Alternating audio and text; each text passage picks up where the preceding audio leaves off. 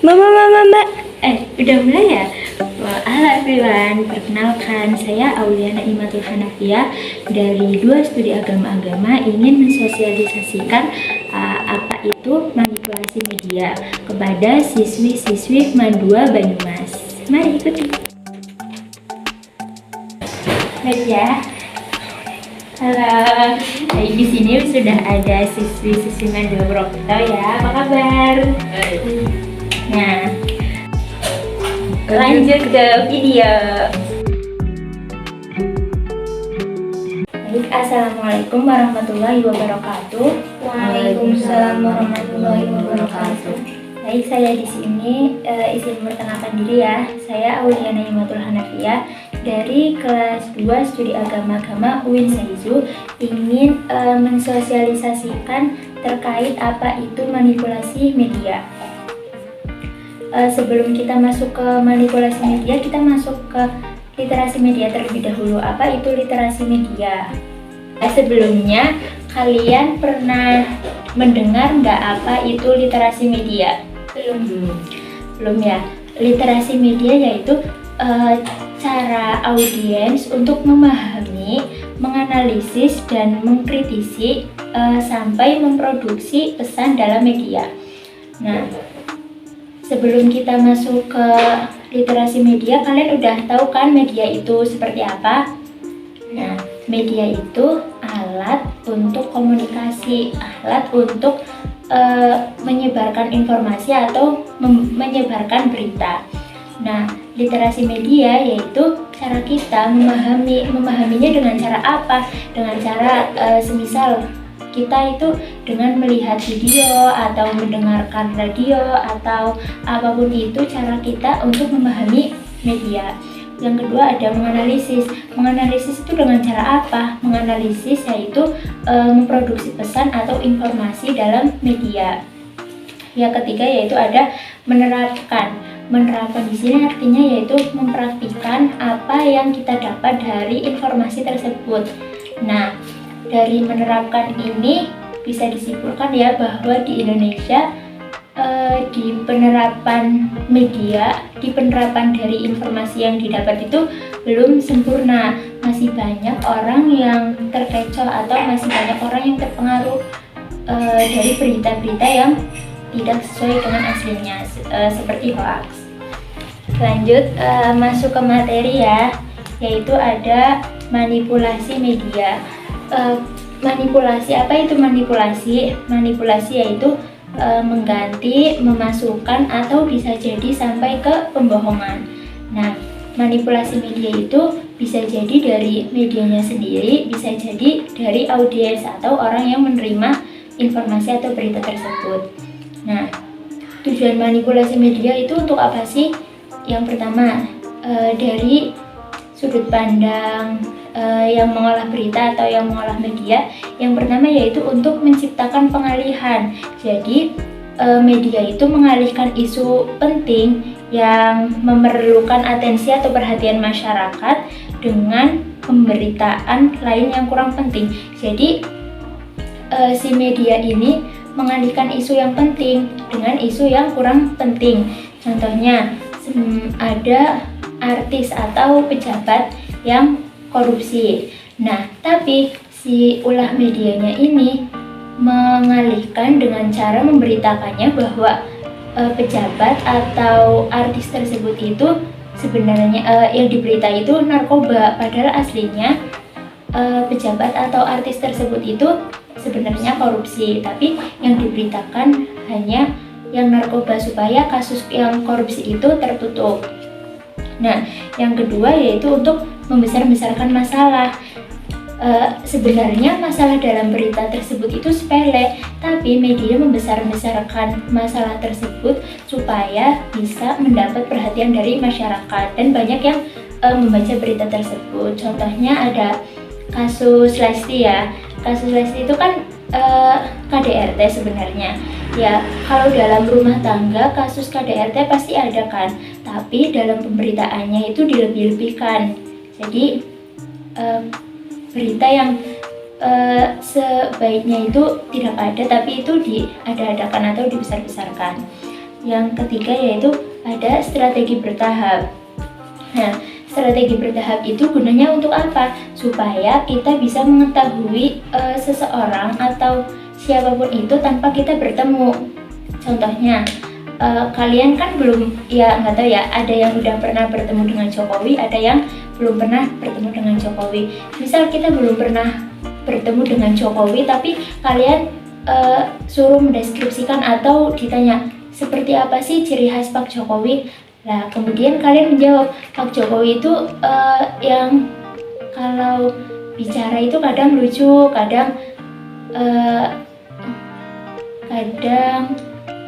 ya intinya Pak Jokowi itu suka dengan masyarakat gitu, lebih bisa berbaur dengan masyarakat kayak gitu. Padahal kalian misal belum pernah bertemu dengan Pak Jokowi, tapi kalian itu sudah mengetahui Pak Jokowi itu seperti apa. Itu yang termasuk dalam strategi bertahap. Yang keempat yaitu ada bersikap sangat baik. Jadi media di sini tuh bersikap sangat baik kepada audiens. Contohnya itu dalam iklan. Kalian tahu kan, pernah melihat iklan? Di situ pasti dalam iklan selalu menceritakan hal-hal yang baik dari produk mereka. Baik, masuk bagian manipulasi media yang pertama yaitu ada framing. Framing di sini yaitu ulah media dalam memberitakan atau dalam menyebarkan informasi. Nah, framing itu artinya seperti hoax, tapi masih ada unsur kebenarannya, walaupun tidak sepenuhnya itu benar. Nah, atau bisa disebutkan dengan dibelokkan dengan aspek-aspek tertentu. Bisa juga yang termasuk framing itu terkadang ada gambar yang tidak sesuai dengan isi beritanya. Nah, metode framing dalam media. Metode framing dalam media itu apa? Jadi, media itu memframing atau membelokkan berita ke hal-hal yang kurang baik. Bisa jadi disebut tidak sesuai dengan permasalahannya atau tidak membahas inti masalahnya. Nah, yang termasuk dalam metode framing yang pertama ada cover both side, yaitu memberikan porsi bicara dalam media itu tidak seimbang. Yang diomongkan hanya yang baik-baik saja. Jadi media mempersilahkan atau memberikan ruang untuk berbicara, tetapi yang dibicarakan hanya baik-baik saja. Contohnya ya, dalam acara talk show. Nah, di situ hostnya itu mengundang semisal dari pejabat atau bapak-bapak pemerintah. Nah, dalam acara tersebut pasti tidak akan ada yang membicarakan hal-hal yang berisikan keburukan atau hal-hal yang menyimpang dari bapak presiden atau misal bapak presiden atau bapak-bapak pejabat lainnya. Nah, yang kedua, metode dari framing yaitu ada disampaikan sesuai fakta tapi menggunakan sudut pandang yang berbeda. Jadi penyampaiannya sudah benar, sesuai fakta, gambarnya sesuai fakta, beritanya sesuai fakta, tetapi orang yang memberitakan itu berbeda dengan sudut pandang mereka masing-masing. Kan sudut pandang setiap orang itu berbeda ya. Misal contoh ada berita demo. Nah, orang yang memberitakan sudah benar memberitakannya itu berita demo, tetapi menurut sudut pandang orang yang memberitakan itu malah memberikan berita yang disorot itu misal ada tumpukan sampah. Jadi yang disorot hanya tumpukan sampah, padahal masalah intinya itu tentang demo. Nah, contohnya lagi ya, dalam kasus Verdi Sambo. Kan berita tentang Verdi Sambo itu banyak ya, tetapi yang memberitakan tentang pembunuhan berencana itu tidak banyak. Lebih banyak ke semisal ada berita tentang Verdi Sambo, tetapi berita tersebut lebih menonjolkan kayak ketampanannya Richard atau yang lainnya. Intinya tidak membahas pada permasalahan utama, yaitu masalah pembunuhan berencana. Yang ketiga yaitu ada penggunaan kata sifat positif dan negatif dalam judul. Jadi yang paling membuat kita tertarik saat melihat berita itu kan gambar dan headline atau judul. Nah, dengan kita menggunakan kata-kata positif, kata-kata negatif yang membuat audiens itu tertarik. Semisal ya, contoh kata positif ada mengharukan timnas U19 ini gitu. Atau bisa jadi mengejutkan, siswa atau mahasiswa mendapatkan juara. Itu kan kita lebih tertarik ya untuk membaca berita tersebut. Contohnya lagi yang negatif yaitu ada kejam, keji kayak gitu. Itu kan kata-kata negatif yang biasanya sering digunakan ya dalam penyampaian berita. Yang keempat yaitu ada menyeleksi gambar dan menyisipkan dengan musik. Sering terjadi ya kalau di TikTok itu kan ada berita pasti selalu ada instrumen kayak gitu ya, ada musik. Nah, tujuannya apa? Supaya audiens itu bisa lebih merasakan kayak beritanya itu nge-feel gitu loh. Kita itu bisa benar-benar merasakan sebenarnya berita itu berisi apa sih kayak gitu. Kalau semisal ditampilkan hanya ada gambar, kita kan tidak bisa merasakan kayak gitu ya. Tapi kalau diiringi dengan instrumen musik, kita jadi lebih bisa merasakan berita tersebut. Selanjutnya yaitu ada contoh framing media ya, atau ulah media dalam menyajikan berita. Bisa dilihat ya di grup sudah di-share, yaitu ada Sandiaga Uno tuding pejalan kaki penyebab semrawut Tanah Abang. Di situ dalam headline atau judul hanya tertuliskan penyebab kesemrawutan dalam Tanah Abang itu pejalan kaki. Ternyata setelah wawancara, setelah diteliti dengan benar, ternyata faktor utamanya yaitu yang pertama pembangunan jalan, yang kedua pejalan kaki yang keluar masuk dari stasiun Tanah Abang, dan yang ketiga itu banyak angkot yang parkir secara liar. Tetapi dalam berita tersebut yang disorot hanya pejalan kaki yang menyebabkan kesemrawutan jalan Tanah Abang. Masuk yang kedua yaitu salah satu contoh dari manipulasi media yaitu ada hiperrealitas. Nah, hiperrealitas itu apa sih? Hiperrealitas yaitu kondisi seseorang, masyarakat atau audiens dalam mengolah berita itu tidak baik atau tidak seimbang. Jadi saking banyaknya berita yang masuk, masyarakat itu bingung loh mengolahnya. Kayak sebenarnya berita yang benar itu mana? Sebenarnya yang terjadi itu seperti apa? Masuk ke contoh ya. Semisal ada artis atau siapapun selebgram misalnya yang terkenal. Nah, kalian itu melihat postingan atau instastory orang tersebut ya. Nah, tetapi saking banyaknya orang yang mengejudge atau menilai bahwa orang tersebut atau selebgram tersebut itu kayak yang dia itu sukanya flexing loh, dia itu suka pamer, suka memamerkan kekayaannya, sombong kayak gitu. Nah, kalian itu sudah terbawa sebelum mengetahui sebenarnya itu niatnya selebgram tersebut itu apa sih dalam memposting atau membuat story tersebut. Nah, kalian itu udah terbawa kalau kalian udah mengonsumsi bahwa orang tersebut atau selebgram tersebut itu sombong. Nah, lalu selebgram atau orang tersebut itu membuat postingan atau membuat instastory hanya mereview barang yang dipakai, mereview barang sehari-harinya. Nah, lalu tanggapan kalian langsung seperti ini. Apa sih, dia itu flexing tahu, dia itu cuma mau memamerkan kekayaannya aja gitu.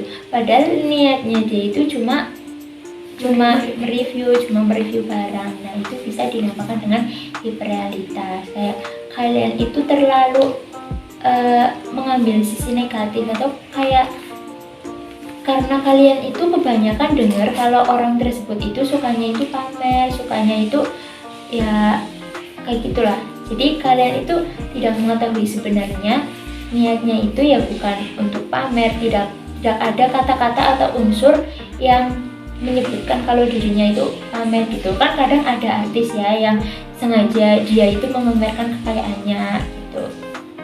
Baik ya, selesai pembahasannya sampai sini. Bisa dipahami semua? Ada yang perlu ditanyakan? Ya.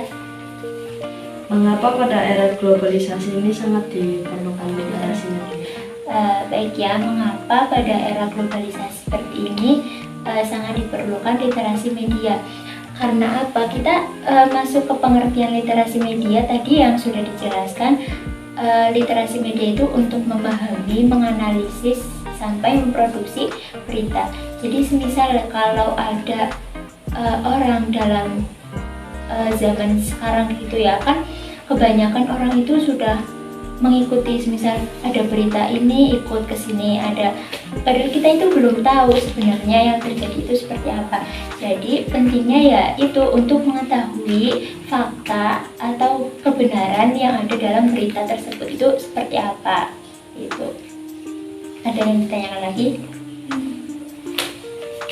Saya, kenapa? Bagaimana cara kita mengolah berita yang baik dan benar supaya tidak mudah tertipu dengan hoax? Nah, baik ya. Jadi dalam literasi media itu ada yang dinamakan dengan tabayun. Tabayun itu apa ya? Kayak sikap seseorang itu dalam mengolah atau dalam menyortir berita dengan baik dan benar. Nah, salah satunya yaitu dengan yang pertama, hati-hati dengan judul yang provokatif. Jadi judul-judul berita yang kata-katanya itu membuat kita tertarik, kita itu jangan langsung kayak berita ini kayaknya asik nih, banyak lagi viral nih gitu. Jangan langsung terbawa kayak gitu ya. Kita kayak menyortir dulu dari judulnya. Semisal kita udah menemukan ya judulnya itu sangat menarik, lalu kita lagi masa judulnya, semisal ada judul yang tidak sesuai dengan covernya gitu, terus kita seharusnya itu berpikir kayak kenapa sih kok gambarnya seperti ini tapi judulnya seperti ini, kayak terlalu menggunakan kata-kata yang kurang baik gitu judulnya. Nah, yang kedua yaitu ada cermati alamat situs, karena pemberitaan sekarang kan informasi itu datang itu dari mana saja ya, dari situs dimanapun itu informasi pasti setiap detiknya selalu berganti, selalu ada gitu. Nah, kita itu harus memahami situs mana sih yang banyak mengandung berita yang benar. Misal ada situs berita yaitu ada CNN ya, ada CNN, ada Kompas, ada HTTPS web, itu juga termasuk ada pemberitaan di dalamnya. Nah, kita itu lihat dari berita-berita sebelumnya yang ada dalam situs tersebut itu kebanyakan benar atau hoax gitu. Nah, yang ketiga itu ada periksa fakta. Jadi sebelum kita menyebarkan atau kita memberitahu kepada orang lain informasi tersebut, nah kita itu harus memeriksa fakta. Sebenarnya fakta dalam berita ini itu apa? Jadi kalian jangan langsung terbawa dalam berita tersebut. Kalian itu harus mencari tahu, kok ini kayak gini tuh kenapa ya? Ada apa di balik berita ini gitu. Yang kelima itu bersikap kritis atau menggunakan logika. Dalam memahami berita juga kita harus menggunakan logika ya, kayak ya seperti tadi, mencari fakta terlebih dahulu. Nah, yang terakhir ya, jangan ikut terprovokasi, jangan selalu langsung percaya gitu tanpa mengetahui fakta sebenarnya seperti apa. Ada yang ingin ditanyakan lagi? Saya, faktor apa saja yang timbul jika kita minim literasi media? Nah, jadi di zaman sekarang ya di Indonesia itu kan banyak sekali pemuda yang menggunakan media itu untuk komunikasi sudah pasti. Jadi untuk menyebarkan atau menginformasikan berita-berita yang sedang viral supaya si orang yang menyebarkan berita itu mendapat atensi dari masyarakat atau mendapat perhatian dari masyarakat. Nah, kembali ke pertanyaannya, faktor apa saja kan yang membuat kita kalau tidak memahami apa itu literasi media? Ya, jadi faktor-faktor atau akibat akibat apabila kita tidak memahami literasi media, apabila kita tidak paham dengan literasi media.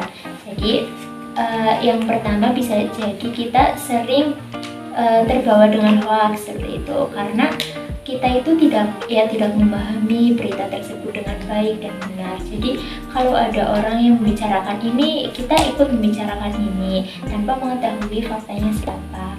Ya, banyak hal-hal yang sering terjadi di era sekarang atau era yang semuanya itu sudah menggunakan aplikasi, sudah menggunakan media. Jadi ya, penyebaran hoax itu sering banget atau cepat terjadi dalam media, karena semua orang sekarang kan kayak sudah dijajah ya dengan media. Jadi ya apabila kita tidak apabila kita tidak paham dengan literasi media, kita tidak bisa memahami, menganalisis sampai memproduksi media itu dengan baik dan benar, maka akan terbawa terjerumus dengan hal-hal yang tidak baik. Gitu. Bisa dipahami? Ya, kita tutup sekian. Itu saja yang dapat saya sampaikan. Apabila ada kesalahan kata ataupun kata-kata yang kurang berkenan, saya minta maaf. Sekian, wassalamualaikum warahmatullahi wabarakatuh. Waalaikumsalam warahmatullahi wabarakatuh.